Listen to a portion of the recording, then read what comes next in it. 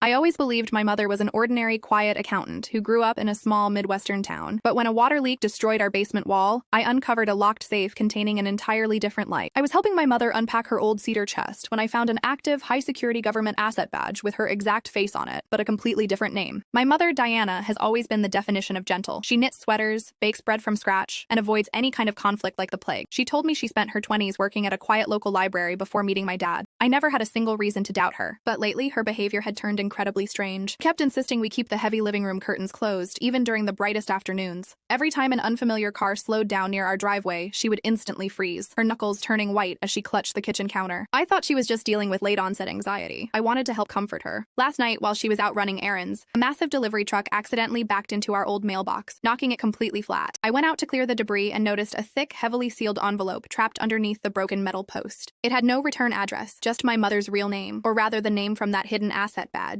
Hands shook as I slit the top open right there on the grass. Inside was a single recent surveillance photograph of our house taken from across the street. On the back, a messy handwritten note read, "The 20-year deadline is up, Agent Vance." They found the ledger. The front door clicked open behind me. I spun around. My mother was standing on the porch holding a bag of groceries. She looked down at the paper in my hands, and the warm, fragile look she had worn my entire life instantly vanished. Her posture shifted. Her eyes became razor sharp. "You shouldn't have been looking at the mail, Maya," she said, her voice dropping into a cold, commanding tone I had never heard before. She didn't panic. She calmly walked inside, set the groceries down, and locked the deadbolt. That's when I realized the truth. My mother wasn't hiding from a criminal past. She was a former undercover federal witness who had exposed a massive international syndicate 2 decades ago. The quiet life she built with me wasn't just a choice. It was a highly calculated shield. She reached into her coat, pulled out 2 brand new passports, and threw them onto the kitchen table. "We have exactly 12 minutes to leave," she whispered, handing me a duffel bag from the closet. "And this time, we aren't coming back." I spent 20 years trying to protect my fragile mother, never realizing she was the most dangerous person in the room. Drop it if you think she should run with her.